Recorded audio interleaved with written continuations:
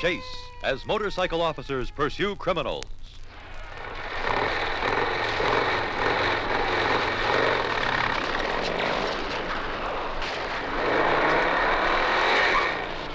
War and motorcycle couriers speed dispatches to the battle zone.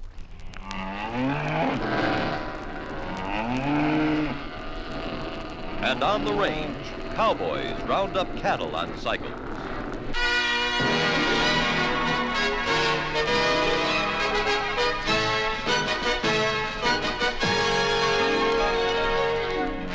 Two-wheelers are part of today's action, for doing a job and for fun. Competing in a cross-country run or fighting an uphill climb is real excitement. It may be the pounding pace of a scramble or an endurance run across rough ground. One of the biggest races is on the Isle of Man, in the sea between England and Ireland. Every year in late summer, top riders from all over the world come to compete in races that wind through villages, rocky hills, and valleys. It takes determination, fighting spirit, and superb skill to ride here, for the run is often in the rain. All classes of machines take part during the Isle of Man racing season. Men are ready. Helmets strapped. Face shields down. There's the warning light. Left hands grip clutches. Right hands twist the throttle. Engines rev. Gloves are back to the chamois, white ring, mud, top. All eyes are on the starting light. There goes the flag. They're on their way. Riders battle for lead position.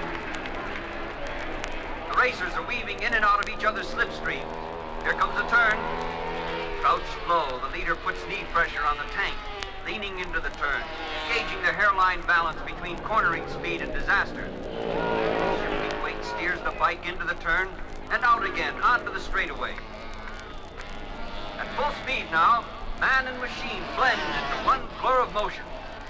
The others follow around. The second man is hugging the leader's tail. Trouble! The leader's been bumped from behind. He's sliding. The second bike streaks by, barely avoiding a crash. Steady. He's got control. He's back in the race. On they go, each one fighting for first place. Victory. That's how it is at the Isle of Man, where a rider can win sudden fame and fortune. Today an unknown, tomorrow a champion. That's how it is, too, in the Grand Prix, Le Mans, and Continental Classic. Today, every kind of race is being held, from short sprints to the 1,000-mile Mexican rally from Tijuana to La Paz. In the western United States, silent, serene deserts suddenly turn into centers of roaring action. As riders try off-road racing, the roughest, toughest ride over cactus, stone, and sand.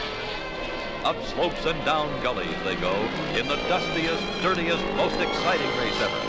It takes a top man to handle his motor, the elements, environment, and that meanest of all competitors, the clock. For off-road enduros are endurance runs that challenge you to hit the checkpoint first. And everywhere in the world, riders still try to struggle up steep hills faster than the other guy in one of cycling's oldest sports, the hill climb. It was Gottlieb Daimler in Germany who invented the motorcycle. 50 years old, Daimler had a passion. He wanted to use an engine for transportation. Back in his day, 1885, nobody knew how to evaporate gasoline and ignite it to turn over an engine fast. Daimler invented a carburetor to do the job. A Bunsen burner heated a tube to ignite the mixture. He had his engine. He needed a vehicle. So he copied the bicycle frame and built a two-wheeler out of oak. He mounted the engine in the middle and chained it to a sprocket on the rear wheel.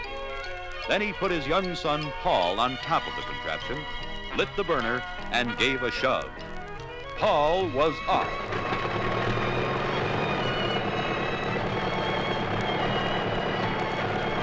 For nearly 2 miles before the engine conked out. But cycling was born.